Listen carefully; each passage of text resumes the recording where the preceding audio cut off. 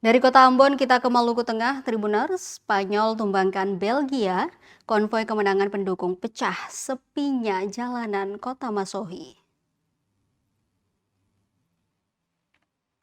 Kemenangan timnas Spanyol atas Belgia dengan skor 2-1 di babak perempat final Piala Dunia 2026 disambut gembira oleh pendukung La Furia Roja di kota Masohi, Maluku Tengah.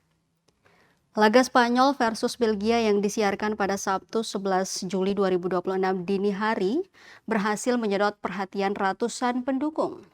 Alhasil, usai pertandingan, para pendukung timnas Spanyol melakukan konvoi memecahkan sepinya jalanan utama di kota Masohi pada pagi hari.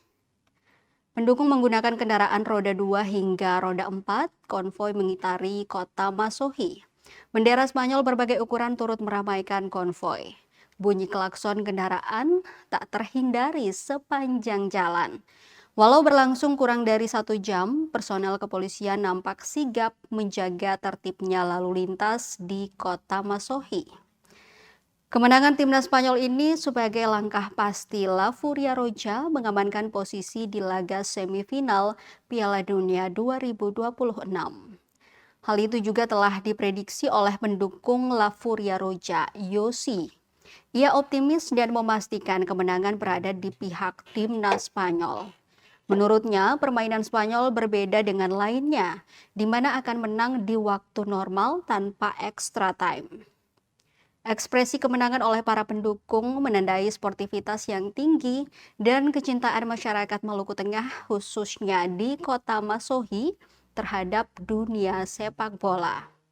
Bahkan suasana konvoi kemenangan sering menjadi ajang silaturahmi, sekaligus menyatukan masyarakat dari yang tidak kenal menjadi saling kenal. Hal itu terlihat dari para pendukung yang heterogen, laki-laki, perempuan, anak muda, orang tua, pegawai pemerintah, pegawai swasta, dan lainnya. Euforia Piala Dunia seakan menjadi lebaran per 4 tahun bagi masyarakat. Mereka bahkan tak tanggung-tanggung merogoh kocek untuk membeli atribut timnas kecintaan mereka.